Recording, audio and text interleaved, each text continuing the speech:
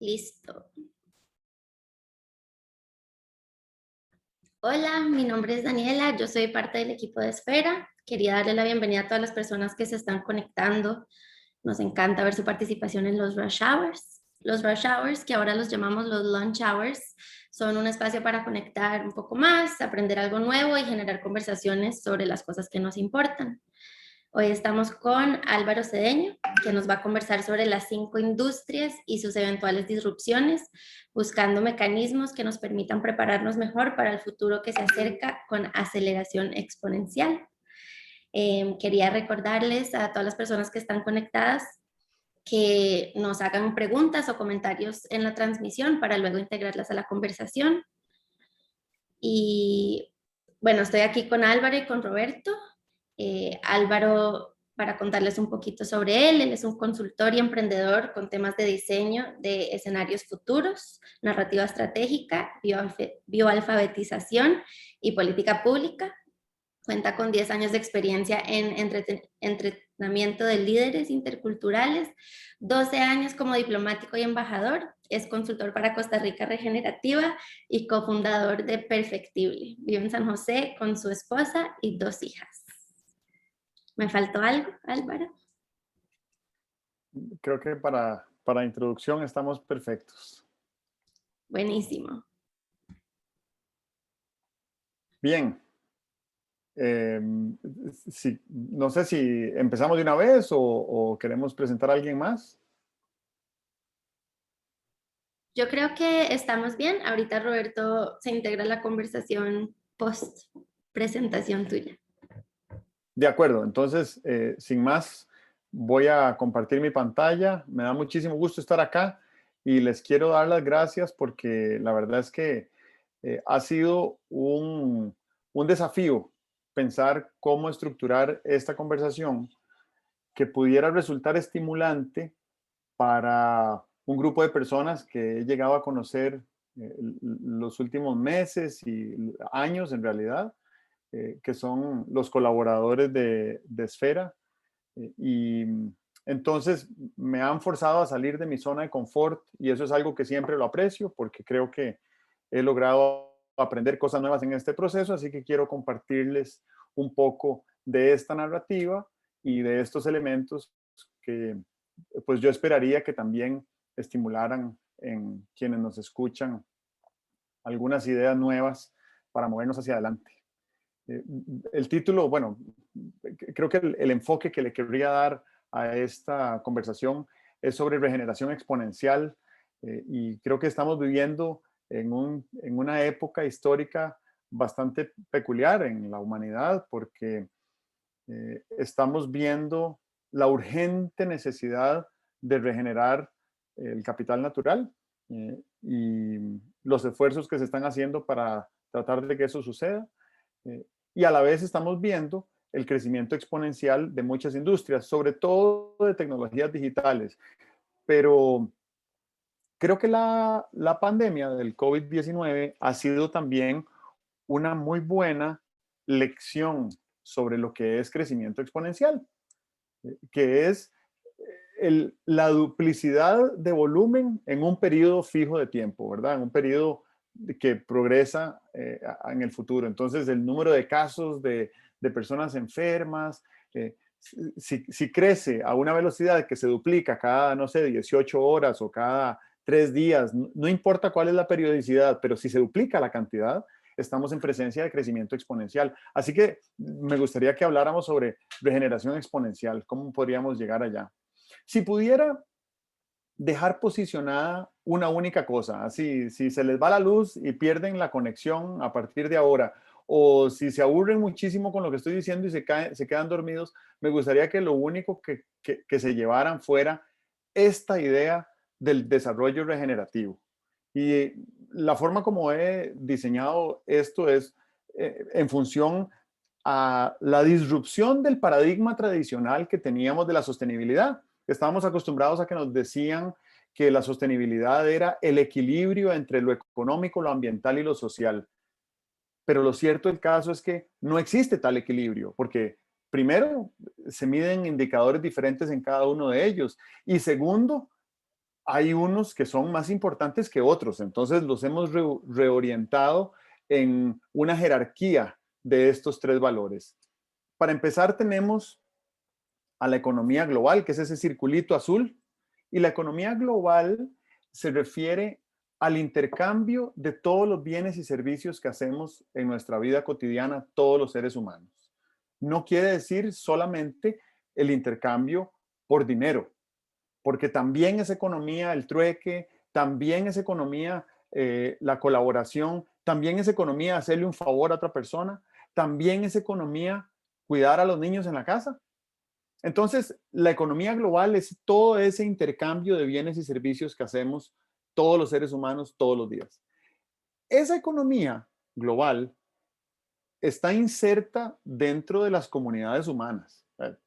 No hay economía sin humanidad, porque la economía consiste en la asignación constante de recursos escasos. Y yo sé que hoy en día hay una tendencia narrativa a hablar de movámonos hacia la abundancia y eso está bien, porque creo que nos hace cambiar la mentalidad de que somos pobres y pensamos más bien en la mentalidad de que somos ricos, pero si pensamos en términos de agua potable, de aire limpio, de mares, de alimentos, de bosques, aún esos grandes recursos naturales del planeta son escasos. Entonces tenemos constantemente que estar reasignando esos recursos escasos entre quienes consumimos esos recursos.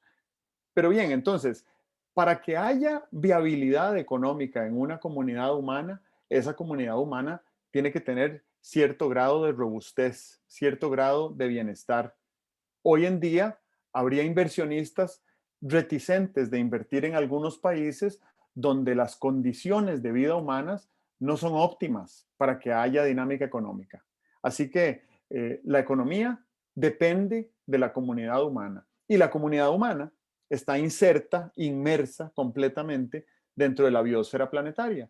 Y la biosfera me la imagino como una delgadita membrana que recubre todo el planeta y en esa membrana es donde habitamos todas las formas de vida, porque 20 kilómetros para arriba en la estratosfera y 20 kilómetros para abajo en el subsuelo no hay vida. Así que es en esa biosfera donde se teje esa red de vida de la cual dependemos todos los seres que estamos vivos acá. Y para no agotar este dibujo, pero sí agregarle un par de elementos más, a ese modelo de economía, humanidad y biosfera, hay dos pilares que le están generando presión a este modelo. Por un lado, el cambio climático, que ya no es una emergencia episódica, sino que es una emergencia permanente. Y por otro lado, la cuarta revolución industrial, que es una dinámica tecnológica que, a mi criterio, podría convertirse en una palanca de transformación para ayudar a que este modelo de desarrollo regenerativo nos permita producir bienestar para la biosfera para siempre. Y creo que de eso se trata esta conversación. Lo siguiente que me gustaría mencionar, eh, tal vez esto está un poquito grande, lo voy a reducir de tamaño, es el estado de situación en el que está nuestro planeta. Y aquí unos números redondos que no son exactos, pero no están muy distantes de la realidad respecto al hecho de que 1.000 millones de personas en el planeta carecen de electricidad, 2.000 millones de personas carecen de acceso constante a agua potable, 3.000 millones de personas no disponen de 3 comidas al día y 4.000 millones de personas no tienen acceso a Internet. Entonces, con esto ya cada uno de ustedes que está aquí en esta llamada, en esta videollamada, puede darse cuenta del nivel de privilegio que representa poder estar compartiendo esta conversación acá. Ya esto nos convierte en una minoría y si nos vamos más allá a lo que vamos a almorzar o a lo que desayunamos o a lo que cenamos, eso ya nos coloca en una posición, siento yo, ética de responsabilidad respecto a esas otras 3.000 millones de personas que no pueden alimentarse satisfactoriamente, o los 2.000 millones de personas que ni siquiera tienen acceso a agua potable. Lo tercero es que estamos en un episodio histórico para la humanidad y para la vida en el planeta Tierra, incluso desde antes de que existiera el ser humano como lo conocemos hoy. Y es que estamos en presencia, o más bien en convergencia, de múltiples crisis. Estamos en una crisis sanitaria, que es para todos conocida. Estamos en una crisis económica que la verdad uno no termina de saber a dónde termina un episodio de crisis y a dónde empieza otro y cómo está concatenada toda la economía global, como lo veíamos hace un rato. Entonces, estamos en presencia de una crisis económica. Estamos en presencia de una crisis climática que estas últimas semanas se ha manifestado de manera muy intensa, rompiendo récords de temperatura en el hemisferio norte, con unos diluvios torrenciales que son aguaceros que deberían suceder con una periodicidad como de una vez cada 1000 años y están sucediendo 3 veces cada 10 años. Una crisis de biodiversidad, se están extinguiendo docenas o quizás más especies de vida todos los días. Una crisis energética, ¿verdad? Estamos viviendo esa transición que nos va a llevar del final de la era del petróleo a la próxima era, que será de energías limpias, renovables o de alguna otra fuente que no sea fósil, ¿verdad? La era de piedra no se terminó porque se acabaron las piedras. Y pues la era del petróleo tampoco se va a terminar porque se termine el petróleo, sino que estamos empezando a crear conciencia como comunidad global de que necesitamos tomar unas decisiones para que prevalezca y se preserve la vida en el planeta, lo cual va a requerir que se reduzca a un mínimo o posiblemente incluso erradicar las emisiones de carbono de origen humano, ¿verdad? Porque seguirá habiendo volcanes que hagan erupción y seguirá habiendo fotosíntesis que realizan las plantas y que respiran dióxido de carbono, pero las emisiones de carbono que genera el ser humano son el principal problema que tenemos hoy en día. Y la sexta crisis, que a mí me parece que es muy importante, tal vez la más importante de todas, es una crisis de liderazgo. Y aquí me refiero a 3 elementos fundamentales. Primero, una crisis de visión, ¿verdad? Que esto es básicamente la capacidad que tenemos de imaginar un futuro diferente, un futuro mejor, un futuro más próspero. A mí me gusta mucho pensar que la humanidad caminó desde el este de África hasta Argentina. Y para poder realizar ese recorrido, tuvo que echar mano a unas características particulares de liderazgo, una de las cuales fue la imaginación de pensar que al otro lado de ese mar o de ese lago o de esa montaña hay algo bueno, interesante, lindo que quiero conocer. Segundo, otro elemento de liderazgo fundamental es la estrategia, o sea, cómo diseñamos un plan para llegar allá. Y al respecto, uno de los elementos fundamentales que necesitamos en nuestro diario vivir y que lo realizamos todos los días, todas las personas, es gestionar acuerdos con otros. Y uno pensaría que esta es una tarea exclusiva de los funcionarios que están a cargo de la administración pública o de los políticos de un gobierno. Y la verdad es que todas las personas, todos los días, gestionamos acuerdos con otras personas.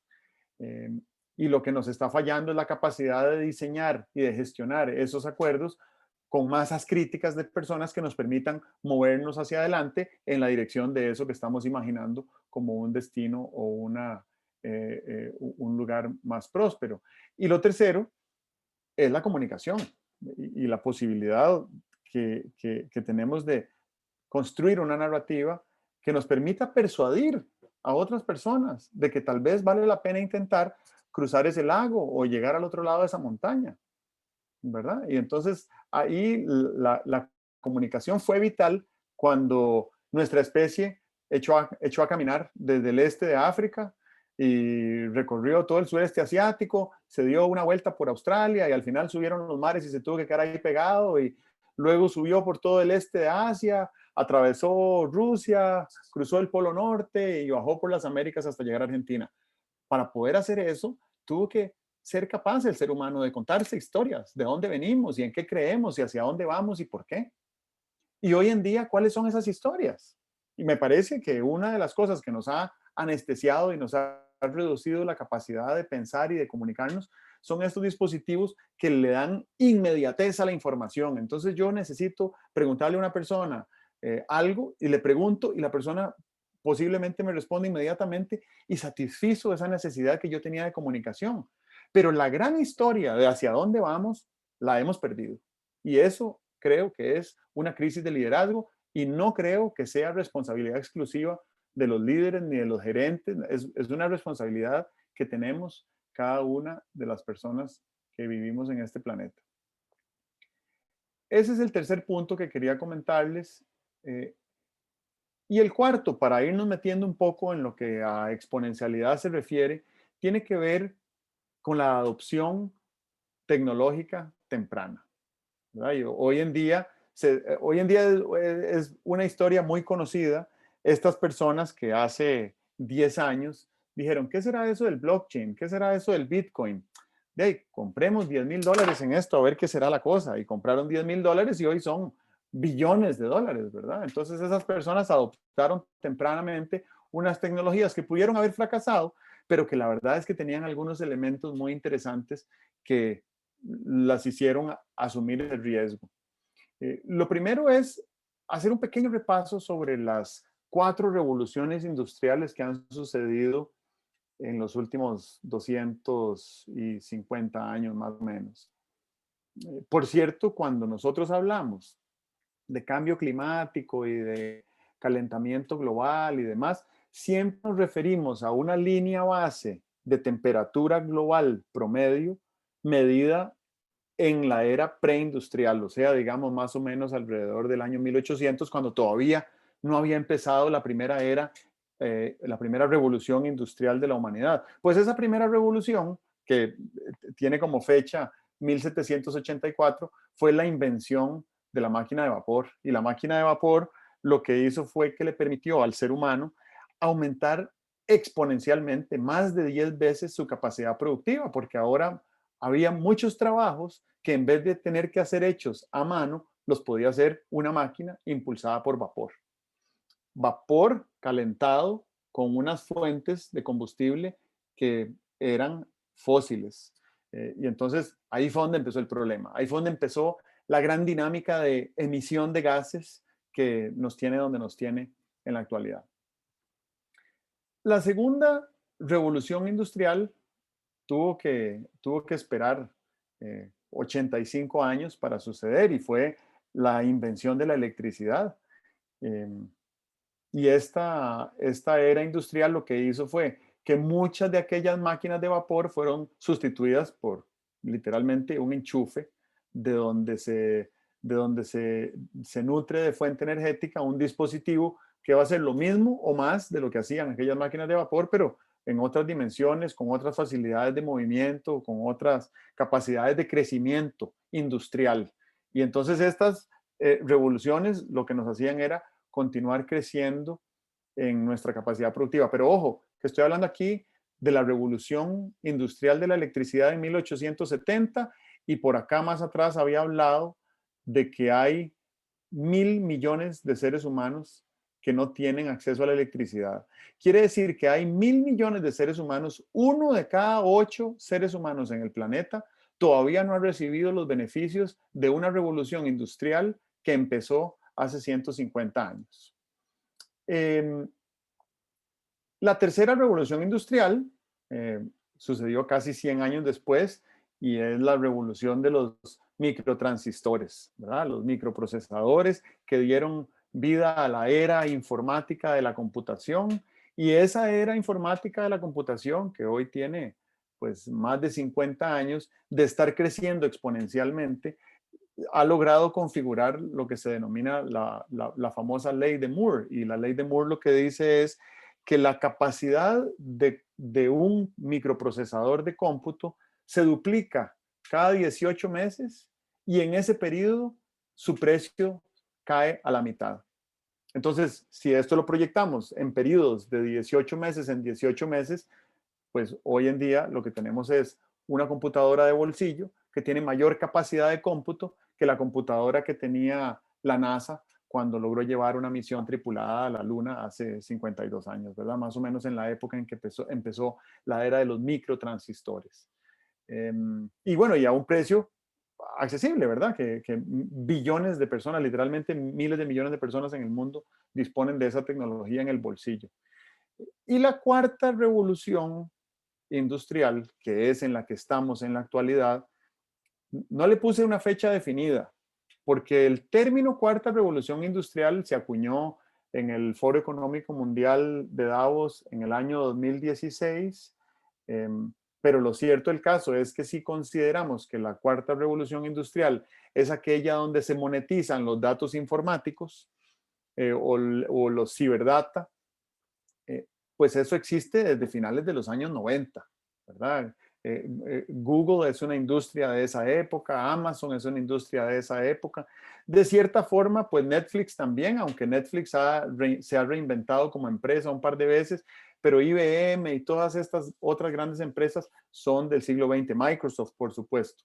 Así que no le puse fecha, pero también me parece que esta década va a marcar una transición a una nueva revolución industrial y esa transición nos va a obligar a ver la era de la monetización de ciberdata como una era anterior a la que vamos a empezar a vivir muy pronto. Aquí tal vez hablando un poco de disrupción tecnológica y de adopción temprana de esas disrupciones, hay varios elementos que son importantes a tomar en cuenta cuando estamos pensando con criterio de innovación. Nosotros queremos crear nuevo valor y queremos que ese nuevo valor nos lleve a un lugar diferente de donde estábamos. Constantemente estamos innovando y pues eso es algo de lo que me resulta tan atractivo de una empresa como Sfera, que está siempre pensando en cómo hacer diferente las cosas que han venido haciendo hasta ahora. O sea, es una empresa de la innovación, siento yo. Y ahí las 6 Ds de la innovación y de la disrupción de la innovación, perdón, son la digitalización, en la medida en que algo se pueda digitalizar. Lo segundo es lo disruptivo que resulta, ¿verdad? Si hace ver a lo anterior como obsoleto o por lo menos como pasado. Lo tercero es la desintermediación. Si quitamos al intermediario del centro, ¿verdad? Y entonces pensamos, por ejemplo, hoy en día en lo que es el comercio electrónico, que yo le puedo comprar directamente al productor. Sobre todo si pensamos en plataformas como Etsy, que le compro directamente a la persona que hizo algo con sus manos. Y esa desintermediación es muy interesante porque le permite crecer en valor a quien produce y le permite crecer en valor también a quien consume y no solo medido en función de precio. Lo cuarto es la descentralización, ¿verdad? Que no haya simplemente una entidad que se encarga de generarlo todo, sino que muchas entidades generan el mismo valor que se generaba antes o mejor. Pensemos como ejemplo la electricidad en Costa Rica, que es una industria monopólica que pertenece al Estado. Y pues todo bien hasta ahora, eso ha funcionado perfecto, pero las nuevas disrupciones tecnológicas que vienen van a ser disruptivas para ese modelo centralizado monopólico estatal de generación de electricidad.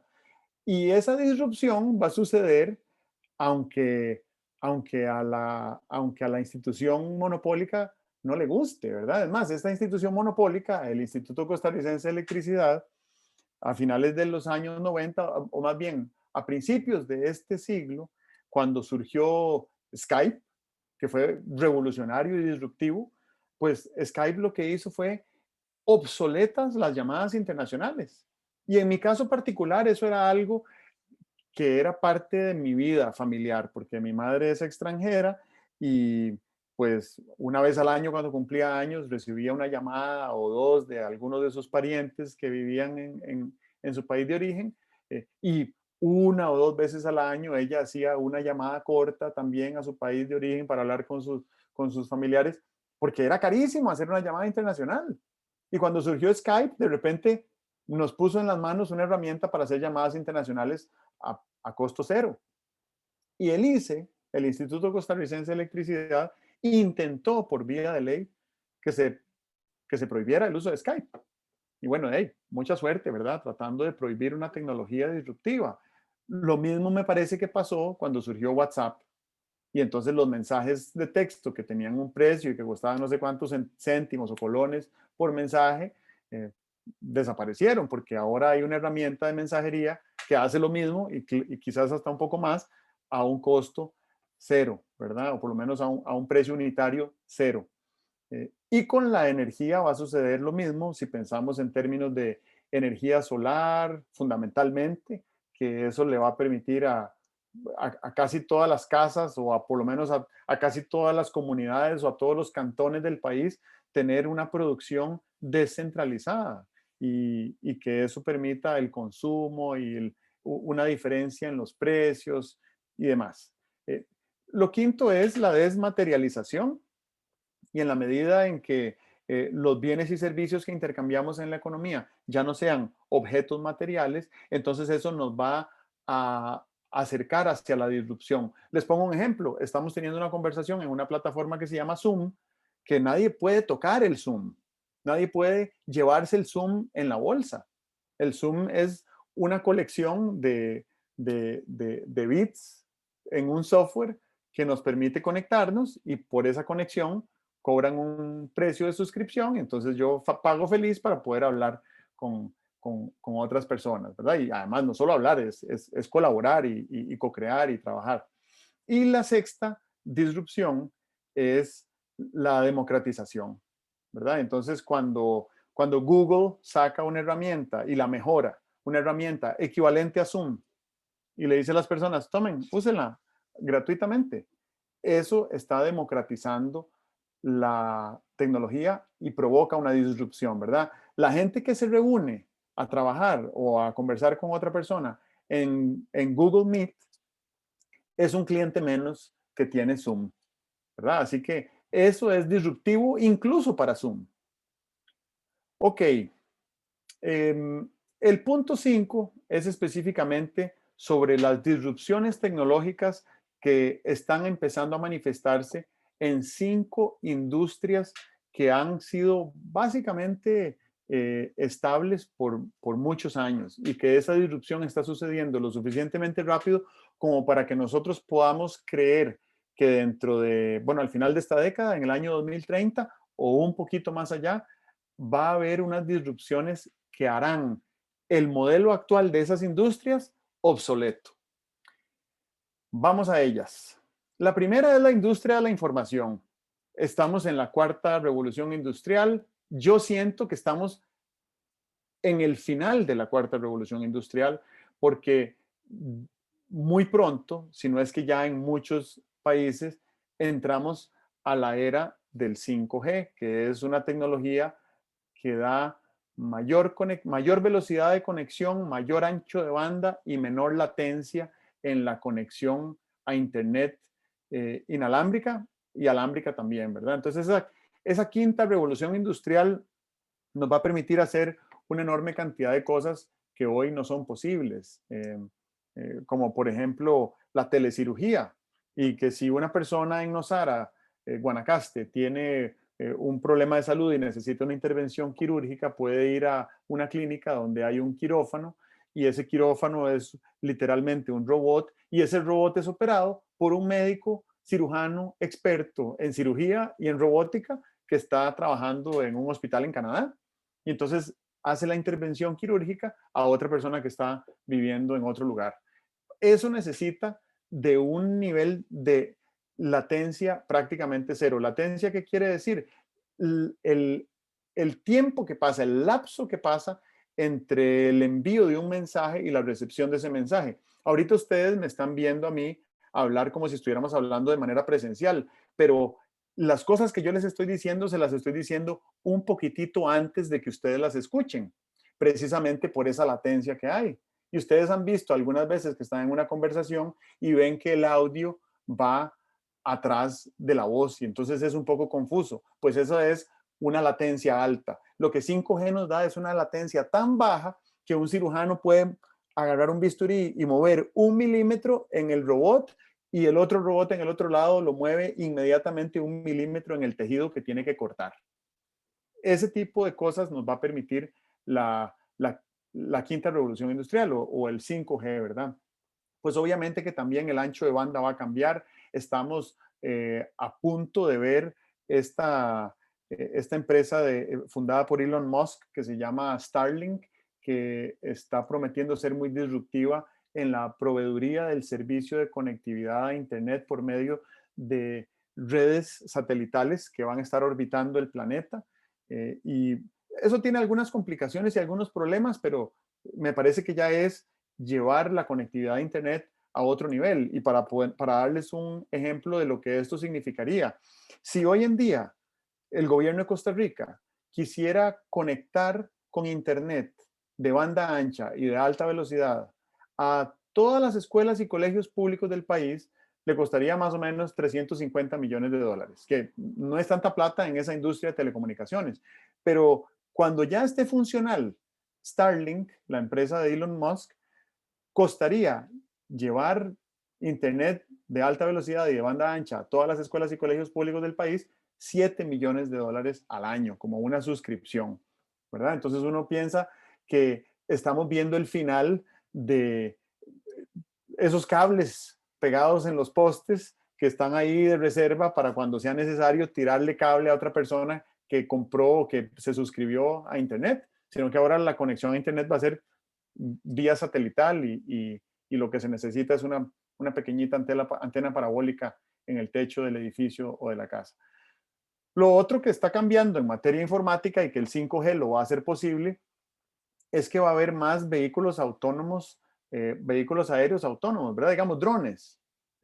Y entonces los drones, una de las cosas que necesitan, además de energía, es una gran capacidad de ancho de banda para mantenerse en la misión que están llevando, ¿verdad? O sea, es un aparato que funciona a control remoto y ese control remoto, entre más grande sea el dron, más necesario es que esté conectado permanentemente y que no se interrumpa esa conexión. Entonces es vital que se tenga una red de comunicación a Internet que sea más robusta de la que es en la actualidad.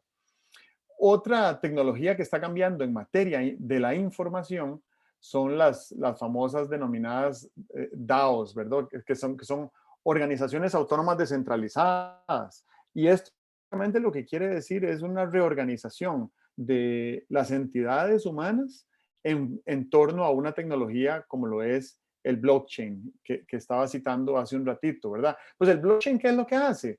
Automatiza la confianza, la trazabilidad y transparencia. Entonces ya yo no necesito confiar en nadie, estoy exagerando, pero ya no necesito confiar en nadie porque aquí tengo un certificado de autenticidad digital que es irreplicable y que dice que yo efectivamente tengo un derecho o un bien o una posesión o una obligación respecto a otra cosa, ¿verdad? Y entonces esto nos va a ir generando una dinámica en la medida en que automaticemos la confianza, la trazabilidad y la transparencia, la dinámica económica va a crecer muchísimo, porque hoy en día tenemos un aparato, un edificio literal enorme que se llama el Registro Nacional, donde se tienen que registrar todos los intercambios de bienes inmuebles y de vehículos, y bueno, hasta las vacas se registran en el registro, ¿verdad? Y entonces, en el momento en que el blockchain ya sea una herramienta que se ha difundido como mecanismo de información, pues uno se pregunta si será necesario seguir teniendo el registro nacional. Y de paso, uno se pregunta si será necesario seguir teniendo profesionales como yo, que soy formado en notariado, ¿verdad? Yo soy notario público, pero ¿para qué se van a necesitar notarios si existe un blockchain que está bastante difundido? Y algunas de las manifestaciones de estas disrupciones en información, creo que ya algunas las mencionamos, como la telemedicina, digamos, ¿verdad? O la telecirugía, pero obviamente que llevamos 16 meses de estar teletrabajando. Muchas personas en el planeta han migrado al teletrabajo. 2.500 millones de seres humanos migraron al teletrabajo en el año 2020 a causa de la pandemia. Imagínense la cantidad de experiencia acumulada que tenemos como civilización en lo que va de la pandemia en materia de teletrabajo. ¿Qué funciona? ¿Qué no funciona? ¿Qué nos gusta? ¿Qué no nos gusta? ¿Qué nos cansa? ¿Qué nos entretiene? ¿verdad? Y eso nos va a dar un gran avance más allá de la pandemia. Y bueno, y el teleaprendizaje, ni hablar, el teleaprendizaje es de mis temas favoritos, porque en diciembre del 2019, antes de que empezara la pandemia, esta ya era una industria a punto de disrupción. Y la razón por la cual estaba a punto de disrupción es que era una industria valorada en $1.000 millones, pero ojo, $1.000 millones al día. Ese era el tamaño que tenía en diciembre del 2019 la industria de la educación en línea. Pero la forma como se enseñaba y la forma como se aprendía era muy parecida a como era la educación en el siglo XX y honestamente muy parecida a como era también en el siglo XIX, ¿verdad? Que hay un instructor, eh, un material, una pizarra y un aprendiente. Pero de pronto vino COVID y entonces todavía no sabemos cuál es el futuro del aprendizaje en línea. Lo que sí sabemos es que hoy el protagonista de la industria de la educación es el aprendiente. Y entonces el año pasado Google lanza una plataforma de cursos en línea sobre temas que son importantes para el futuro de la empresa y de muchas otras empresas de esa industria digital y le dice a la comunidad global, el que quiera puede llevar estos cursos y toma 20 semanas, requiere 5 horas de trabajo por semana y cuesta, no sé, $500 o menos inclusive, $150. Son precios bastante accesibles. Y la persona que hace esos cursos, si aprueba la materia, puede ser contratada inmediatamente por Google, aunque sea un menor de edad, aunque sea una persona que vive en un lugar donde no se va a desplazar a un centro geográfico diferente. Y eso cambió por completo la educación, los incentivos, los costos. Y además deja manifiesto esto que les acabo de decir, que la responsabilidad y el protagonismo de la industria de la educación a partir de ya está en el aprendiente. ¿Ok? Bueno, y hablé un poquito del comercio electrónico. Yo creo que todos se dan una idea más o menos de por dónde va eso. Esa es la primera industria que está a punto de transformarse aún más de lo que ya se había transformado, la información. La segunda industria, la de la energía, y creo que ahora cuando estaba hablando del ICE, que aprecio y admiro, por cierto, pero que creo que no tiene la apertura necesaria para aprovechar esta disrupción, nos va a traer un cambio en la revolución solar. Y si hablamos de cambios exponenciales, los costos de manufactura de los paneles solares hoy son 300 veces más bajos de lo que eran hace 20 años. En el año 2000 uno decía, bueno, en el año 2000 la energía solar existe, es posible, pero era cara. Hoy en día es 300 veces más barata, ¿verdad? O la energía geotérmica, la tecnología para alcanzar la energía que proviene de los volcanes es cada vez más barata. Y no solo es más barata, si yo hago una instalación geotérmica, que Costa Rica tiene muchas desde hace más de 40 años y tiene dos más en camino en Rincón de la Vieja, en Guanacaste, esa energía permite funcionar 24 horas al día. Mientras que una represa hidroeléctrica, por ejemplo, que es una tecnología muchísimo más antigua, requiere estar apagada 16 horas del día. O sea, solo puede funcionar 8 horas del día porque hay que darle mantenimiento, hay que enfriar las máquinas y tal. No, la geotermia puede funcionar 24 horas del día y requiere mantenimiento una vez cada 40 años. Entonces, si nosotros logramos utilizar esa tecnología para extraer las fuentes energéticas de nuestros volcanes, a propósito que los tenemos, porque no todos los países los tienen, entonces la abundancia energética y los costos de esa energía podrían caer significativamente. ¿Y por qué es importante esto? Bueno, porque justamente estamos entrando en una era de energía para la movilidad que tiene más que ver con el hidrógeno, por ejemplo, o con el hidrógeno verde si es producido con energía limpia y renovable, lo cual nos posiciona como país, a Costa Rica, en un lugar exquisito, porque ya tenemos una matriz eléctrica casi 100% renovable, tenemos abundancia de recursos, sol, viento, volcán, biomasa inclusive, y la posibilidad de convertirnos en productores y exportadores de ese hidrógeno verde para que los buses y los camiones y los carros en otros países como Alemania y China, que ya manifestaron interés en eso, puedan comprarnos energía, digamos, baterías que nosotros producimos aquí en Costa Rica.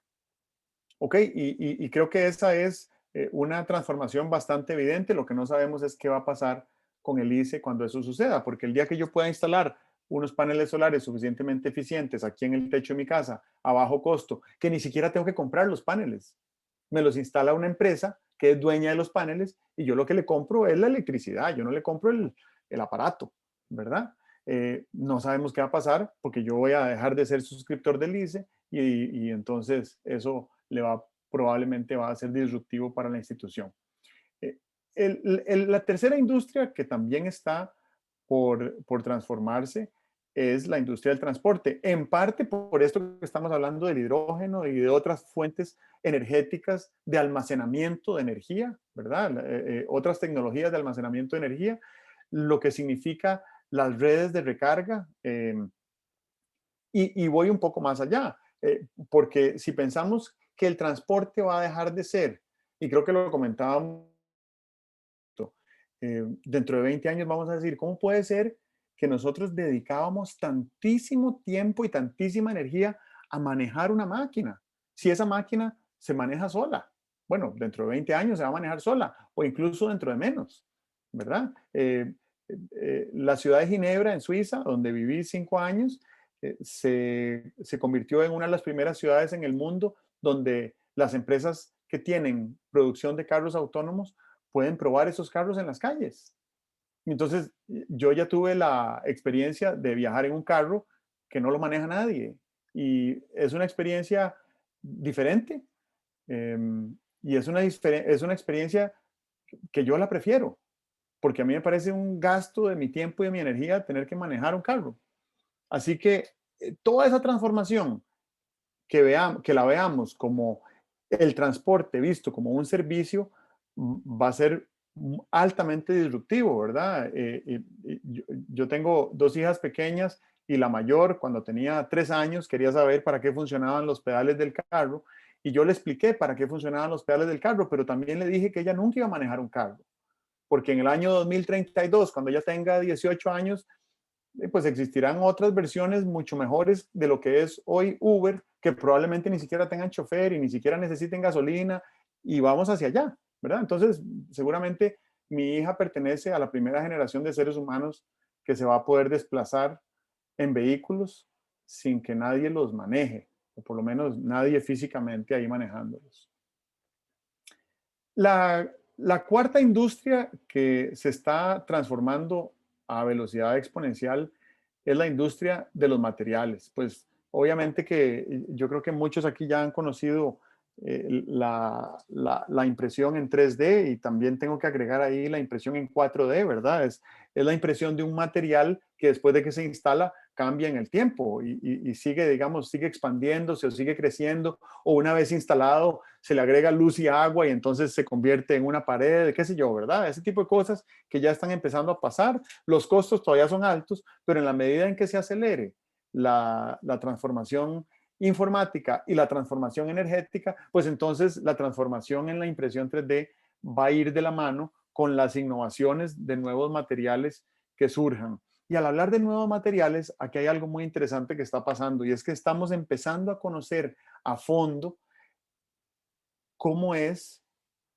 esta familia de formas de vida llamadas hongos, que existen más o menos 1.5 millones de hongos en el mundo que se conozcan y tienen la capacidad de que los podemos manipular con relativa facilidad para que estos hongos hagan cosas que, bueno, que no han sido hechas para innovar, para co-innovar con otra forma de vida como son los hongos. Y entonces entramos en la era de la fermentación de precisión. Y en la fermentación de precisión, lo que vamos a poder es crear nuevos materiales. Y estos nuevos materiales, que podríamos denominar en el caso particular de los hongos como biomateriales, ya están recibiendo muchísima atención de la NASA. Y si la NASA le pone atención a una nueva industria o a una nueva metodología o a un nuevo producto, pues me parece que es que tiene muchísimo potencial, porque las estaciones espaciales que haya en órbita de la Tierra, en órbita de la Luna o en órbita de Marte en las décadas venideras, van a necesitar tener la capacidad instalada de producir nuevos materiales. Y entonces uno necesita un pedazo de tabla para taparle un hueco a la estación espacial, y ese pedazo de tabla lo tiene que poder producir ahí, ya sea porque lo imprimió o porque tiene una incubadora donde hay unos hongos que se programan con mucha facilidad para que produzcan un material idóneo para cumplir la función que se requiere. Así que esta fermentación de precisión utilizando hongos tiene enorme potencial. Y este potencial va de la mano con la quinta gran disrupción, que la dejé de última porque yo creo que es la más importante. Es donde está la disrupción más grande, porque la humanidad los últimos 10.000 años ha producido comida de la misma manera, ¿verdad? Es una industria que tiene 10.000 años de no cambiar. Y de repente tenemos hoy en día la capacidad de comer hongos o de producir alimentos con hongos que son altísimamente proteicos, que crecen muy rápido, que crecen en múltiples climas, que crecen de manera descentralizada. Si nos vamos a las 6Ds de la innovación, bueno, imagínense lo que puede pasar cuando haya una granja de hongos que sea completamente digital, ¿verdad? Y que sea un equivalente como a una bodega de Amazon que le mande a uno los hongos que uno necesite para, bueno, para alimentarse. Y además es un hongo en forma de torta de carne o es un hongo en forma de camarón. Y entonces uno sigue teniendo la misma experiencia, pero con otro valor nutritivo, con otra capacidad de producción y probablemente también con otro precio. Entonces, con la alimentación pasa un poco parecido a como pasa con la electricidad. Hoy en día, los últimos 100 años, nos fuimos hacia la centralización en la producción de alimentos y tenemos, no sé, 50 grandes corporaciones multinacionales que producen una enorme cantidad de comida en un lugar y la distribuyen a todo el mundo, lo cual tiene una huella ecológica abominable. Y no solo la huella ecológica en la logística de trasladar un producto de un lugar a otro que queda a miles de kilómetros de distancia, sino que también tiene una huella ecológica en la cantidad de agua que se utiliza para la producción, en el deterioro de las redes de vida por hacer monocultivos de un solo producto, por la fertilización para impulsar la producción utilizando fertilizantes que matan la vida en el suelo, por la erosión que genera el uso de la maquinaria. Entonces, la disrupción en los alimentos consiste en que ahora va a haber, o pronto va a haber, muchos más lugares en el mundo que tengan capacidades productivas para alimentar a toda su población y más allá, sin necesidad de causar el impacto ecológico que causa hoy muchas de las industrias alimenticias. No quiero generalizar, no quiero decir que son todas, pero muchas de las industrias que producen la gran cantidad de alimentos que se comercializan a nivel global hoy en día tienen una enorme huella ecológica que tenemos que buscar la manera de transformar. Y pues obviamente que la capacidad de producción local, ¿verdad? La experiencia podría sonar tonta y sencilla, pero la verdad es que los últimos 4 meses he diseñado un huerto aquí en mi comunidad donde vivo y entonces hemos empezado a producir alimentos en nuestro jardín. Y esto llevado a la disrupción de la tecnología nos podría convertir en lo que son hoy en día los holandeses, que tienen una capacidad de producción agrícola 100 veces mayor que España, a pesar de que España tiene las mejores condiciones agrícolas que hay en toda Europa y que le dan de comer a todo el continente. Pues los holandeses, que son un pantano nórdico, con un invierno inclemente de 8 meses al año, son 100 veces más productivos porque utilizan la tecnología para producir alimentos de manera orgánica, con poquísima agua, eh, con unas técnicas que son bastante bajas en impacto. Y eso creo que también nos puede hacer pensar en el futuro de la agricultura, ¿verdad? Porque si algo hemos hecho los seres humanos es que hemos degradado los ecosistemas boscosos, sobre todo, y los manglares para hacer producción agrícola. Y esa producción agrícola, eh, si se devolviera a una aplicación tecnológica donde en espacios más reducidos y quizás hasta verticales podamos producir nuestros alimentos, eso le permitiría a esos ecosistemas degradados regenerarse y volverse a convertir en lo que eran, de manera tal que puedan cumplir con los servicios ecosistémicos que le cumplen a la biosfera, como miembros que son también de la biosfera esas especies del bosque. Y pues por supuesto que ya acabo de hablar de fermentación de precisión respecto a materiales, pero respecto a comida también. Hace 6 años se hizo en Holanda, en un laboratorio en Holanda, la primera, la primera torta de carne sintética. Y lo que pasa es que era una torta de carne que costaba $40,000. Pues el año pasado se logró replicar esa torta de carne, pero a un precio de $100. ¿Verdad? Y si le damos a esa industria 5 años más o 7 años más, va a ser más barata, más fácil de producir y probablemente hasta más nutritiva una torta de carne sintética que una torta de carne de res, con todas las implicaciones que eso tiene desde el punto de vista ético, ambiental y bueno, todo lo que acabamos de mencionar ahora, ¿verdad? Bien, esas son las 5 grandes disrupciones tecnológicas que ya están sucediendo y que se están acelerando a una velocidad exponencial y que probablemente dentro de 10 años sea muy evidente que han llegado a cambiar la forma como concebimos nuestra dinámica de vida. Y lo último que quería era hacer un ejercicio imaginativo de qué haríamos si tuviéramos una varita mágica para podernos adaptar a esas disrupciones tecnológicas. Y yo diría que hay dos que son fundamentales. La primera es la bioalfabetización, que es hablar el lenguaje de la vida, entender qué significa esa membrana delgadita que recubre el planeta, esa biosfera que somos, ¿verdad? Y pensar que de lo que se trata la dinámica económica, política, social, incluso espiritual, si ustedes quieren meter ese tema en la conversación, es que nosotros seamos como especie capaces de generar bienestar para la biosfera para siempre. Porque si nuestro modelo económico logra generar bienestar para la biosfera para siempre, literalmente estamos salvados y probablemente vamos a vivir con la mejor calidad de vida y bienestar que haya vivido cualquier generación de seres humanos antes que nosotros. En eso consiste la regeneración del capital natural. Y la palabra capital natural no es del apetito de algunos grupos de personas. Creo que por razones ideológicas, y está bien, es válido, yo lo acepto, ¿verdad? Yo preferiría no tener que hablar de capital natural y poder hablar simplemente de biosfera. Pero creo que el capital natural nos permite vincular la biosfera con los incentivos económicos necesarios para que podamos producir bienestar para la biosfera para siempre. O sea, no podemos negar que estamos en un mundo donde existen esos incentivos y donde existe la idea de una economía, que significa la asignación de recursos escasos, como lo decíamos al principio. Lo siguiente dentro de la varita mágica que a mí me gustaría poder tener es ser más conscientes de la biomimesis, que es nuestra capacidad de imitar a la naturaleza. Em, los bosques son aulas vivas, donde podemos aprender una enorme cantidad de cosas. Yo no sé si alguna vez, bueno, han visto la cáscara de un maní, ¿verdad? La cáscara de un maní, ¿quién la diseñó?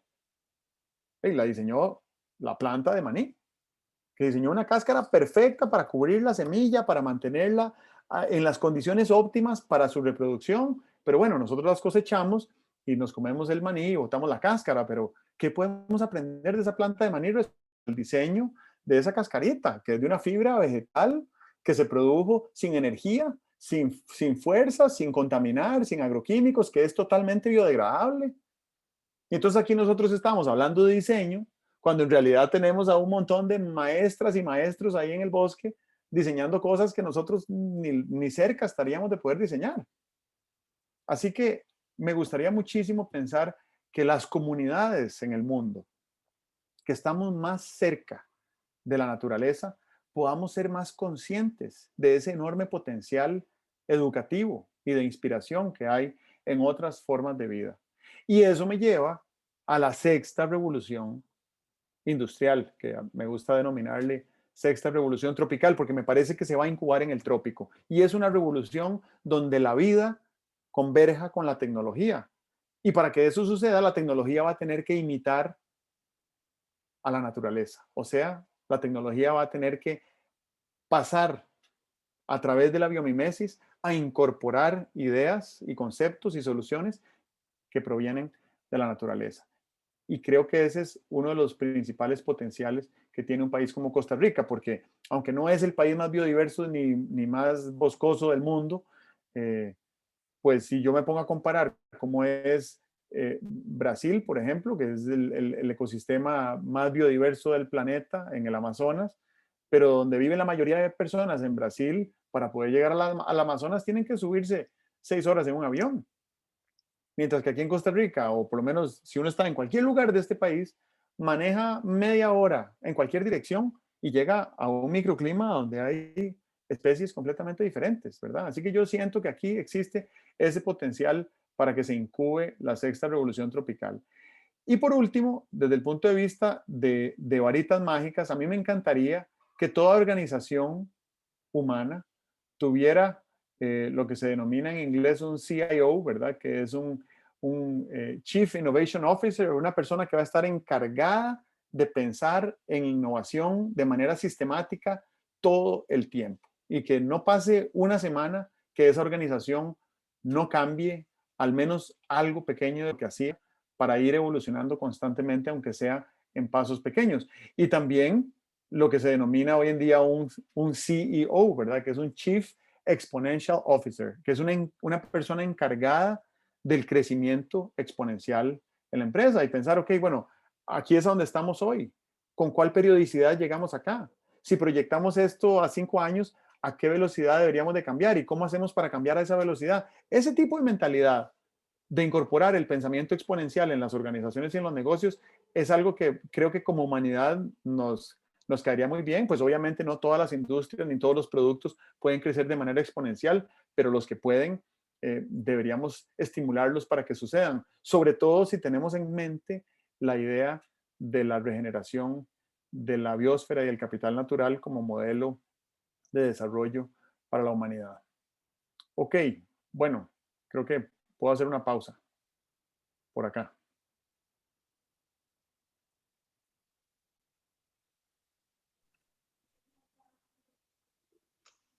Buenísimo, Álvaro. No sé si quieres en la pausa porque tenemos bastantes preguntas en Facebook. No sé si quieres que vayamos a aclarar, viendo algunas de esas o preferís terminar y las vemos todas al final. Como...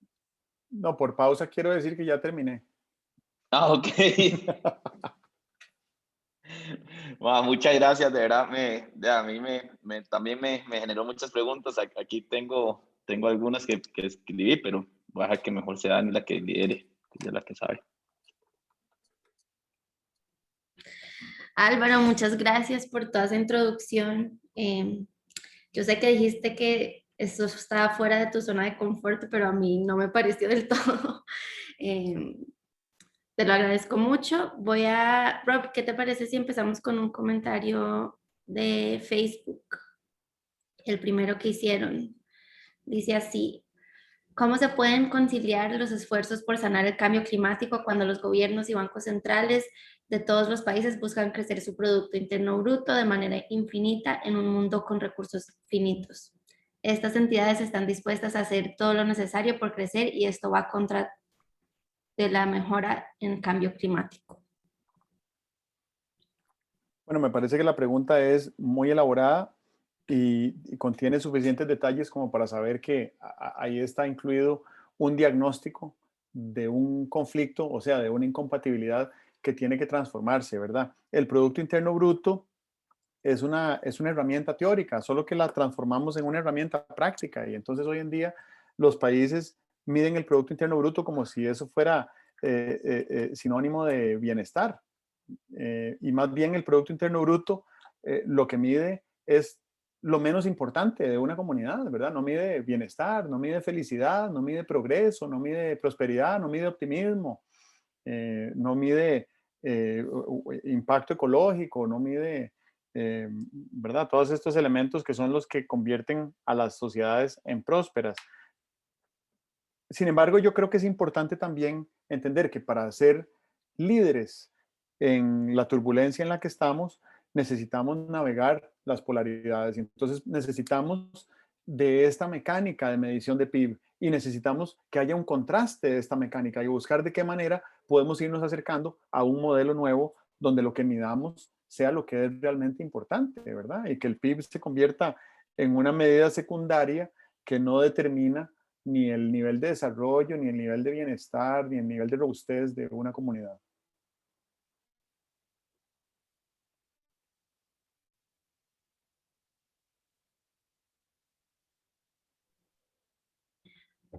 Rob, ¿quieres agregar algo?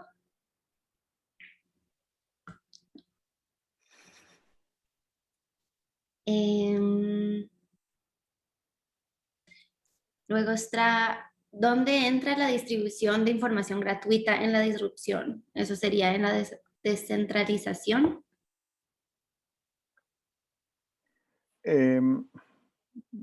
Es un tema importante porque si uno se pone a pensar que, si uno cree que el acceso a información que nos da una empresa como Google o una empresa como Facebook es gratuita, creo que tenemos que revisar un poco lo que significa gratuito para nosotros, porque la verdad es que nosotros somos el producto que ellos están vendiendo y están monetizando a partir de que nosotros entramos a hacer una búsqueda y demostramos interés en un producto o en un servicio o en una información y entonces se genera una dinámica económica monstruosamente grande, pero no es tan gratuita. Sí sería muy interesante pensar que parte de la disrupción que debería suceder en algunas de estas industrias es el equivalente a lo que sucedería si una plataforma como Uber, donde yo me inscribo como usuario o me inscribo como chofer, me hiciera codueño de esa plataforma. Y entonces, al final del mes, entre todas las personas que tomamos viajes y a todos los choferes que se les pagó por su trabajo, hay un remanente, digamos, un remanente que se convierte en un estímulo adicional para que yo siga usando la plataforma. Si yo utilizara ese modelo en Facebook y a mí se me pagara una fracción de céntimo por cada like, pues pasaría más tiempo metido en Facebook, porque estoy haciendo plata dándole like, ¿verdad? Y no es porque hacer plata sea importante, sino porque es una empresa enormemente lucrativa que está lucrando a partir de mis likes,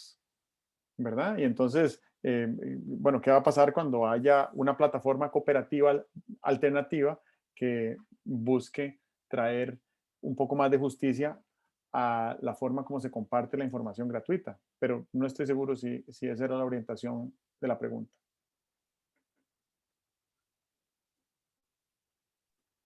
Yo aquí sí quería, no sé si va con respecto a esta pregunta de dónde entra la distribución de información gratuita en la disrupción. Una cosa que yo apunté, Álvaro, donde, en lo que hablábamos, a ver dónde lo puse aquí, es vos mencionaste la democratización. Creo que es una palabra que cada vez escuchamos más, sobre todo en el mundo de tech y nuevas empresas, y que democratizar X y democratizar Y.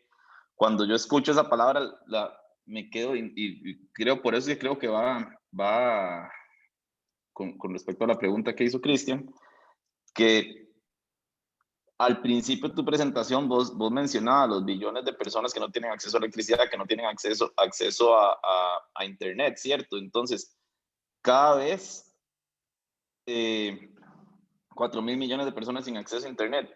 Y vemos, o sea, en tu presentación nos abre la jupa a la parte de tecnología, ¿cierto? Y hacia dónde va. Y esta democratización, o sea, lo que a mí me pone a pensar es, ¿estamos democratizando o estamos más bien cada vez generando una mayor segregación? ¿Cómo hacemos para evitar eso? Y eso ahí lo podemos hablar un poco también a nivel de comunidad. ¿Cómo ves que puede hacer esa integración y lo que pregunta Cristian de la distribución de información gratuita para la disrupción? Porque entonces de repente algunas personas van a tener acceso a la disrupción y otras no van a tener acceso, y lo que vamos a generar es aún más segregación. Claro, la brecha que hay entre los que tienen y los que no tienen es cada vez más grande. Eh, pero también es cada vez más grande la cantidad de herramientas que nos pueden ayudar a resolver, digamos, a cerrar esa brecha, ¿verdad? Em, y a mí me gusta muchísimo una orientación que tiene Peter Diamandis, el fundador de Singularity University, que dice que él, él insta a sus estudiantes a que sean billonarios, pero para él billonarios son personas que tienen la capacidad de impactar a 1 billón de personas, digamos, a 1.000 millones de personas. Si nosotros tuviéramos la capacidad de impactar a 1.000 millones de personas, pues me parece que le habríamos hecho un gran beneficio a cerrar esa brecha entre los que tienen y los que no, y probablemente también habremos creado una dinámica económica favorable para quienes participamos en ella. Entonces es una cuestión de actitud, diría, y de mentalidad, de cómo queremos afrontar todos estos desafíos que tenemos. Y creo que me quedó faltando en la respuesta a la primera pregunta del PIB sobre el factor climático, porque es importante entender que si nosotros nos enganchamos en una manera de pensar que busque soluciones basadas en la naturaleza, de Costa Rica es el mejor ejemplo de esto. El mejor negocio que ha hecho Costa Rica en casi 200 años de historia es invertir en sus bosques a un costo.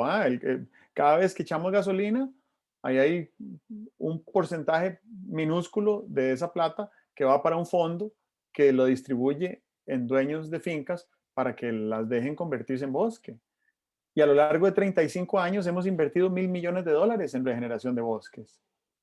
Y lo que estamos percibiendo hoy en día en servicios ecosistémicos de todos esos bosques equivale como a $1.800 millones al año. O sea, invertimos 1.000 millones y estamos recibiendo 1.800 cada año. Ese es un negociazo, y es un negociazo que le conviene a cualquier país del trópico y a cualquier país austral o boreal también. Entonces yo creo que como humanidad tenemos que empezar a pensar en la búsqueda de soluciones basadas en naturaleza, pero eso va a requerir finanzas y plata y préstamos y crédito y capital de impacto y capital semilla y capital de riesgo, y vamos a perder algunas, pero creo que a largo plazo vamos a ganar muchísimo.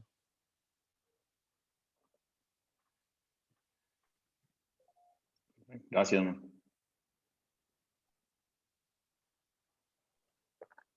Dani, ¿vos seguís con nosotros?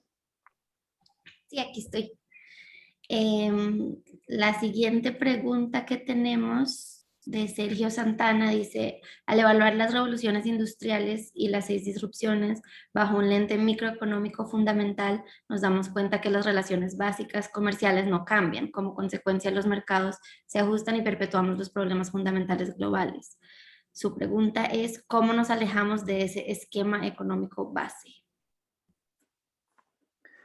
A mí, agradezco mucho la pregunta de Sergio. A mí, bueno, no conozco en detalle la microeconomía del comercio, pero sí me parece que hay algunos experimentos muy interesantes que están sucediendo dentro de lo que se denomina la economía colaborativa, que es el resultado de la crisis financiera que tuvimos en el 2008, ¿verdad? Y entonces, de ahí surgió Airbnb y Uber, pero también surgieron otras iniciativas menos llamativas, como por ejemplo un sistema que existe en varias ciudades en Europa y probablemente en otros países también, donde la ropa de niño, después de que el niño o la niña ya no le queda esa ropa va a un lugar que vende una suscripción para que uno pueda ir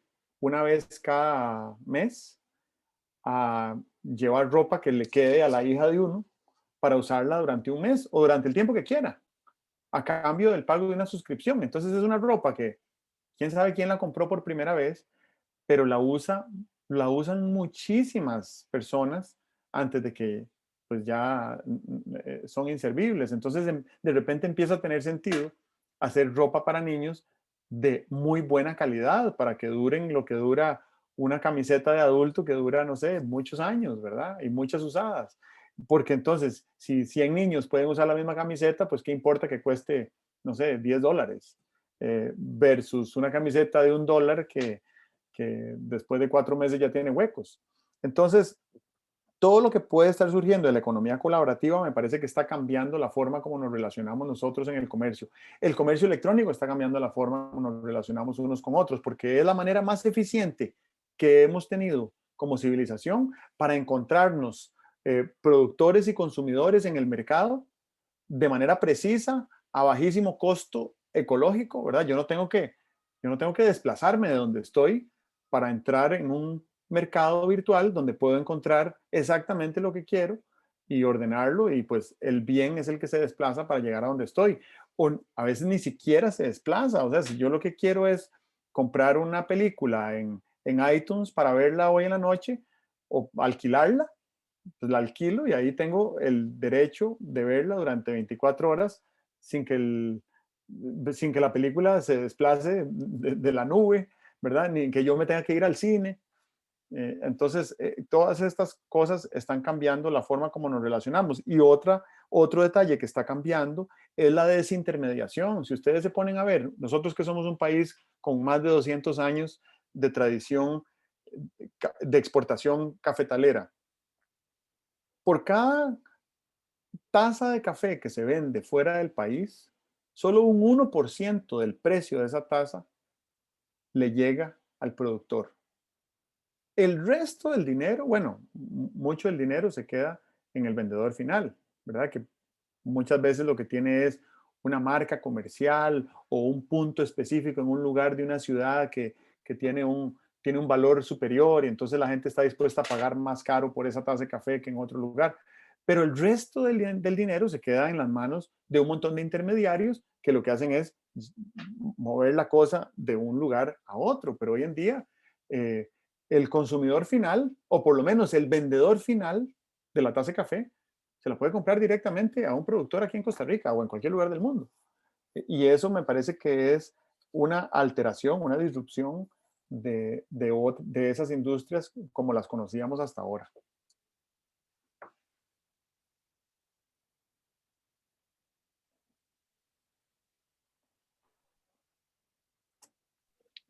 Súper interesante. Sergio es amigo mío, ahí me acaba de textear que quisiera hablar con vos, entonces ahí después los conecto a los dos.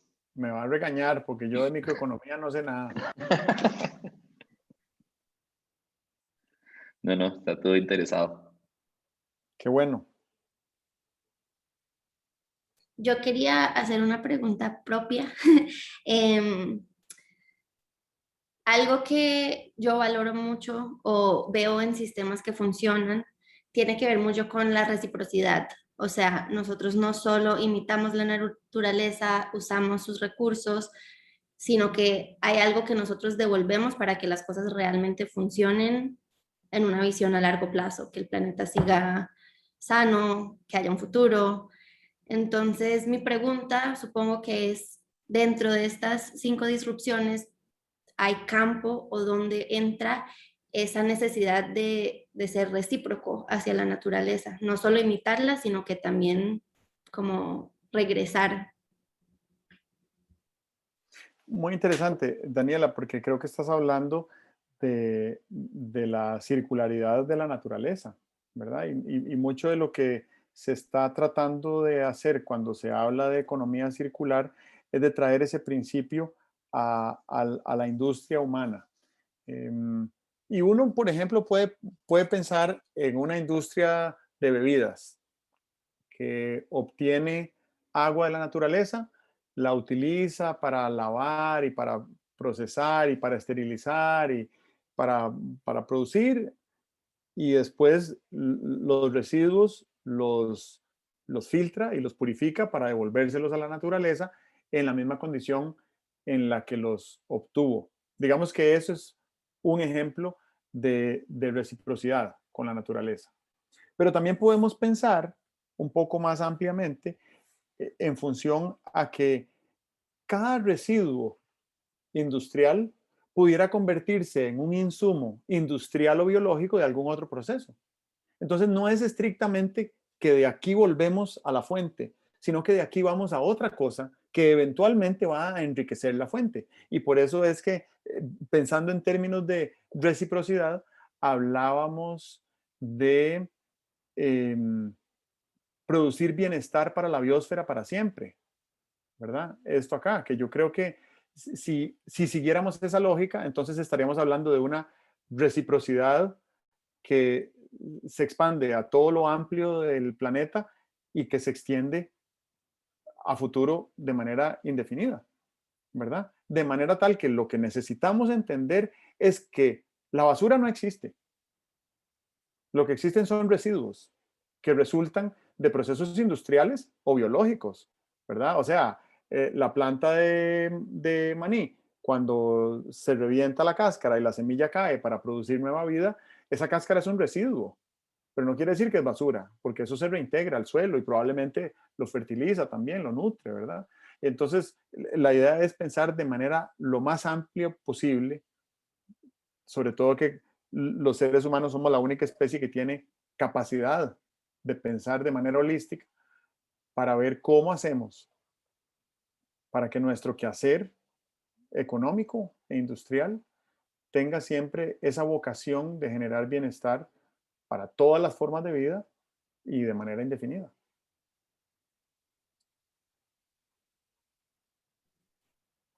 Genial. Y tocando ese tema de la basura, esto es para una conversación de otro día, pero el otro día estaba leyendo sobre el concepto de la basura y cómo es básicamente un concepto de la colonización. Si tú miras los sistemas naturales, no existe la basura, como tú dices, la cáscara de maní se cae, luego como todo se transforma y todo cumple un ciclo, excepto los humanos que inventaron este concepto de basura, que es utilizar y crear cosas que no tienen cómo volver a entrar al sistema.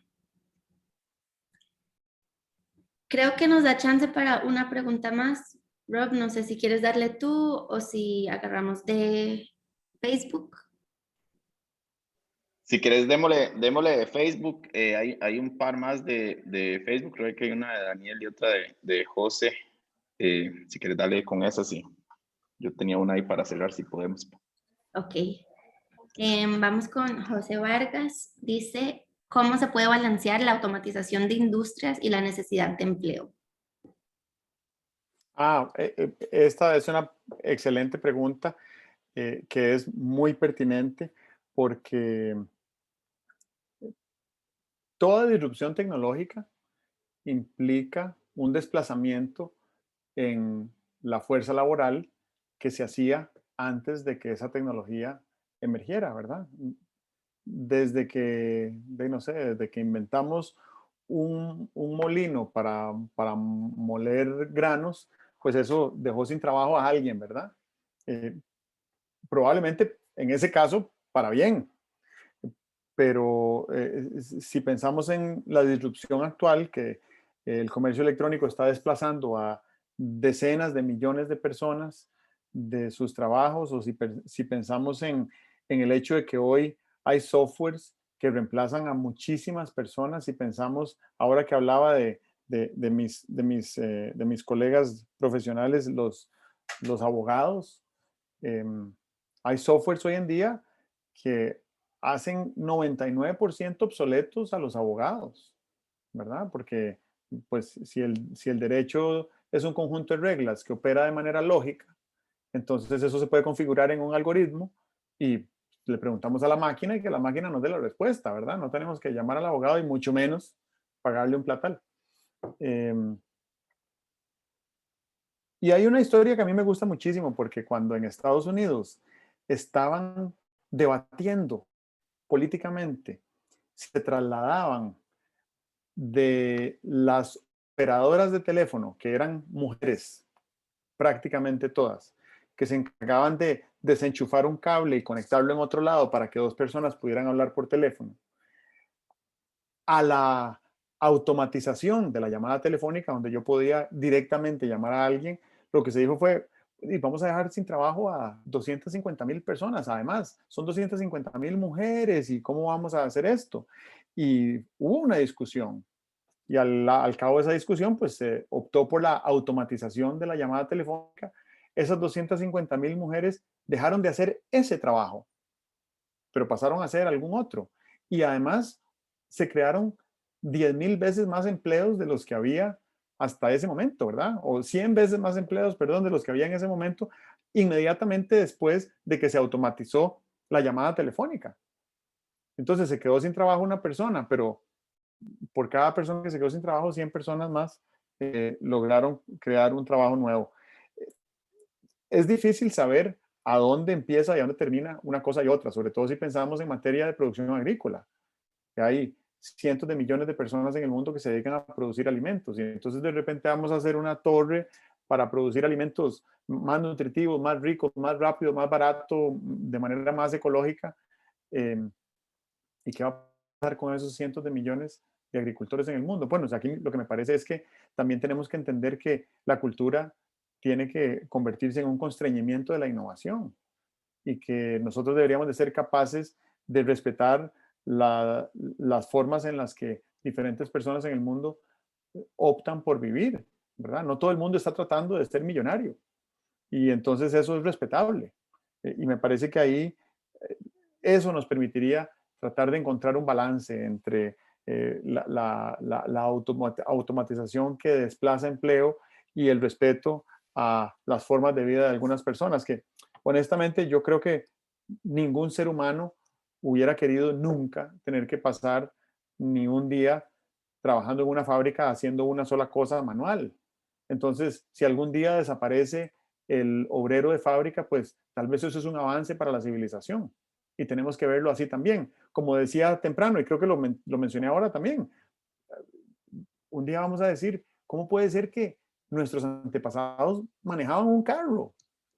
¿Verdad? Entonces, yo quiero que la automatización me desplace como chofer y que me desplace como abogado y que me desplace como algunas otras cosas que hago que preferiría no tener que hacerlas para que me quede tiempo para otras cosas, para producir bienestar o para ser creativo o para manifestarme artísticamente o para, no sé, aprender de los niños o meterme en la naturaleza, yo qué sé, ¿verdad? Pero en general creo que lo que tenemos que tratar de ver es como los, los costos y beneficios y los pros y contras de todos estos procesos, porque la verdad es que muchos de ellos no los vamos a poder detener y entonces lo que necesitamos hacer como líderes es buscar la manera de que entendamos hasta dónde llega el valor que crean y a dónde empieza el valor que no queremos perder.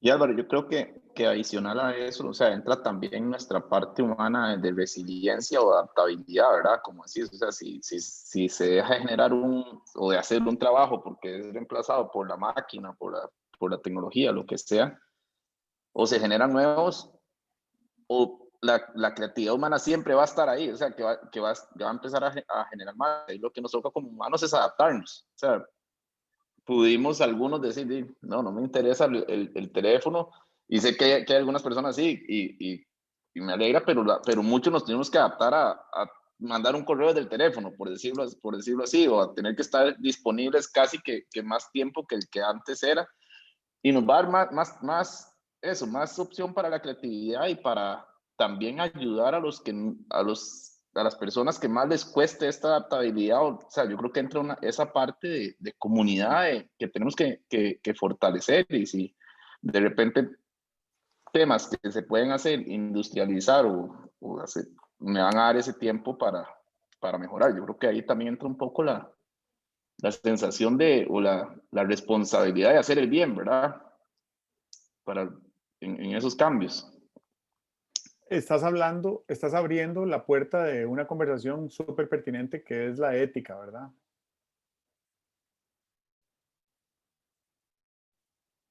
Creo que para otro momento. Sí, ya estamos ya Dani nos está haciendo ojos. Queda otra pregunta que me parece que de Daniel Baeza, que dice totalmente de acuerdo, la tecnología tiende a tirar los precios a cero o casi cero y trae abundancia porque con menos dinero se consigue más. Pero esto significa deflación, lo cual es la pesadilla de los gobiernos. ¿Qué tan fuerte crees que pelea el gobierno por mantener su status quo y puestos de trabajo obsoletos?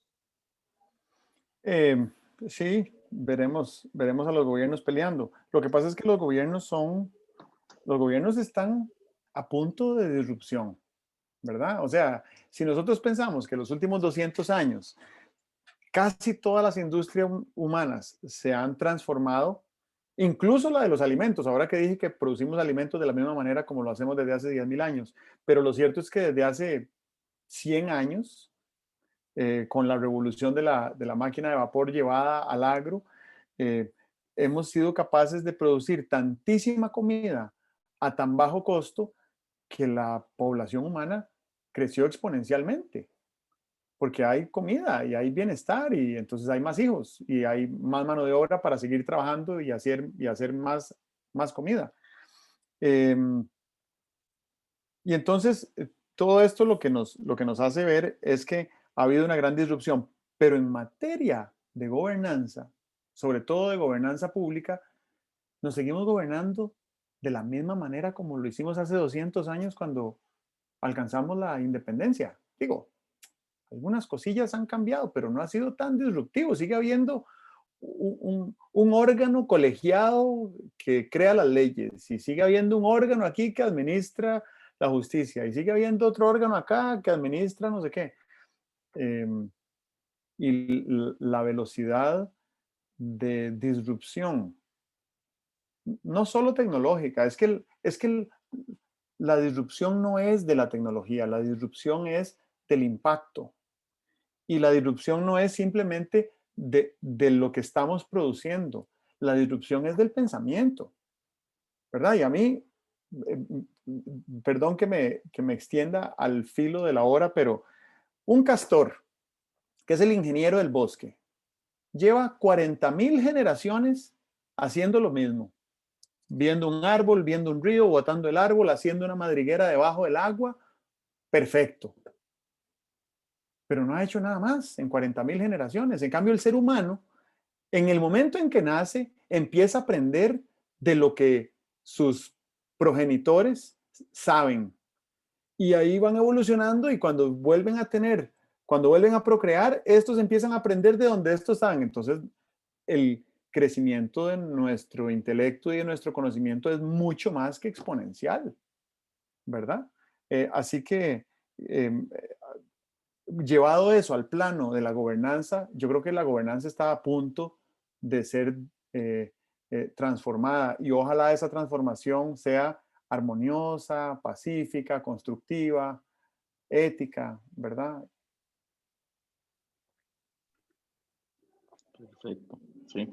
Sí, de fijo tiene que venir un cambio, ya creo que no están a las alturas de los tiempos. Dani, ya es mi última. Dale tranquilo, mis ojitos más bien No. eran de ser parte de la conversación de ética, era eso. Okay. Vamos a tener que hacer muchas más con Álvaro. Yo creo que Álvaro, por lo menos de nuestras conversaciones, algo que hemos hablado mucho vos y yo es comunidad.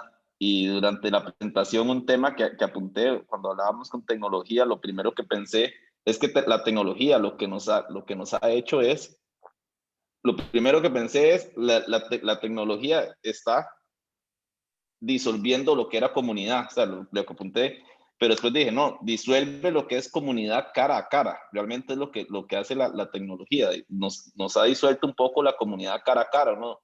Siente que ve a sus amigos porque los tiene un grupo en WhatsApp, pero realmente no los ve tanto como cuando no los tenías y no tenés, desde mi perspectiva, tanta conexión como cuando tenés una conversación enfrente y cuando puedes sentir los sentimientos y todo que muchas veces no se dan a través de mensajes o a través de videollamadas. Pero después apunté, sí, tal vez eliminó un poco o bastante la comunidad cara a cara o la comunidad directa, que hasta a veces no sabemos ni quiénes son nuestros vecinos.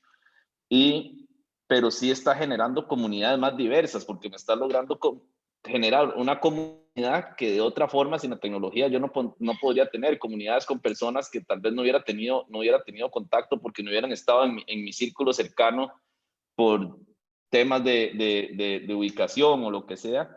Entonces, no sé, ahí me quedó como una, no sé si es una pregunta o un tema sobre cómo hacemos comunidad, porque al fin y al cabo, comunidad para mí es de lo más importante para un cambio, ¿cierto? Y para lo que hablábamos de crecimiento. Entonces, no sé, me quedé ahí en el aire. Buenísimo, me parece súper pertinente porque también me parece que la comunidad es importante tanto para el cambio como para la estabilidad, que es necesaria, ¿verdad? El arraigo, ya no somos nómadas. Y entonces, ¿en qué consiste el arraigo y cómo vamos a formar una comunidad donde haya una dinámica que sea edificante? Nosotros, los seres humanos, biológicamente estamos diseñados, en nuestros genes está la capacidad de entender qué es lo que más nos conviene como comunidad. Pero las comunidades, desde ese punto de vista biológico, son entendidas como grupos pequeños de personas, 160, 200 personas, una tribu allá metida en una villa que coexiste poquísimo con otras tribus. Y entonces, si yo estoy metido en esa tribu, allí en la montaña, donde sea que esté, es relativamente fácil saber para mí qué es lo que nos conviene como tribu. Migrar o quedarnos acá o prepararnos para el invierno o traer leña o, ¿verdad? Hacer un acueducto, traer agua. Esas decisiones traemos la programación genética para hacerlo. El problema es que la humanidad creció tantísimo que ya no vivimos en comunidades de 200 personas, vivimos en comunidades de millones de personas. Entonces perdimos la capacidad biológica de saber qué es lo que más nos conviene. Y además tenemos la virtud, porque yo creo que es una virtud muy interesante de poder crear tribus o comunidades virtuales. Y entonces podemos, bueno, convivir a través de herramientas que hoy entendemos como lo más simple y básico del mundo, como el WhatsApp, con un montón de gente que no conocemos, pero intercambiamos valor, intercambiamos conocimiento, aprendemos unos de otros, discutimos, nos reímos, peleamos, de todo, ¿verdad? Y eso yo creo que aumenta ese crecimiento exponencial de nuestro intelecto. Lo que no estoy seguro si aumenta es nuestra capacidad de saber qué es lo que más nos conviene como tribu. Y ahí es donde creo que es fundamental la conversación de la ética, porque si genéticamente perdimos contacto de lo que nosotros necesitamos para preservarnos y para preservar la vida en el planeta, pues vamos a tener que incorporar algún tipo de mecanismo o algún conjunto de reglas que nos exija obrar en función de lo que mejor preserva la vida nuestra y la de nuestra comunidad y la de nuestro ecosistema. Y eso es la ética, ¿verdad? Sí, con más razón tenemos que hacer la sesión de ética entonces, Nani. Te fijo, cuando ustedes digan, nada más mañana no. Te damos chance para prepararte. Casi se muere Daniela cuando dije mañana. No, por mí feliz, la verdad. A mí me interesa mucho tener esa conversación. Quería agregar a este comentario, nada más para ir cerrando. A mí en lo personal me asusta mucho la tecnología, a veces la siento como más, no sé, como que le tengo un pequeño temor y respeto, pero algo de lo que me recuerdo constantemente es que la tecnología es una herramienta. Lo que da miedo es cómo la usamos o cómo decidimos usarla. Y así como tú dices, la virtualidad, de hecho, ha generado nuevas comunidades y nuevas formas de interactuar. No necesariamente tiene que reemplazar lo que es comunidad de cara a cara, pero creo que sí nos puede ayudar a cuestionar qué es una comunidad. Es conocer a tu vecino, o la comunidad es que todos votan por el mismo presidente, o la comunidad es que todos los que viven dentro de parámetros establecidos, como hay diferentes maneras de verlo y creo que la virtualidad entra en parte de eso. Pero bueno, ya nos pasamos de tiempo, no sé, Rob, ¿quieres decir una cosita más, Álvaro? ¿No? Yo Entonces, para cerrar, sí, agradecerles de nuevo porque esto que compartí hoy, pues, de lo habitual, de lo que hablo. Creo que fue como una mezcla de 3 o 4 grandes temas y ha sido muy interesante, ¿verdad? No sé cómo sonó, pero trabajar en esto para mí fue desafiante y fue estimulante y entonces les agradezco la invitación porque ustedes me ponen a mí un gran nivel de exigencia y eso lo aprecio mucho. No, Álvaro, muchas gracias. Más bien, a mí me encantó. Creo que genera mucha conversación y con solo el hecho de que nos esté abriendo a generar más conversación, vale la pena. Yo aprendí muchísimo y de verdad, gracias más bien por apuntarse a la conversación y compartir el conocimiento. Pura vida. Sí, realmente es así una pincelada de un montón de potenciales conversaciones a futuro, que por lo menos yo salí súper inspirada y pensando en muchas cosas que tampoco pienso en mi día a día. Entonces, a pensar y a seguir hablando para ver qué puede salir de nuestro camino. Muchas gracias, Buenísimo. Álvaro. Muchas gracias, Rob. Gracias a todos los Muchas que gracias. Un abrazo a los dos. comentaron. Un abrazo. Chao. Chao. Gracias. Chao.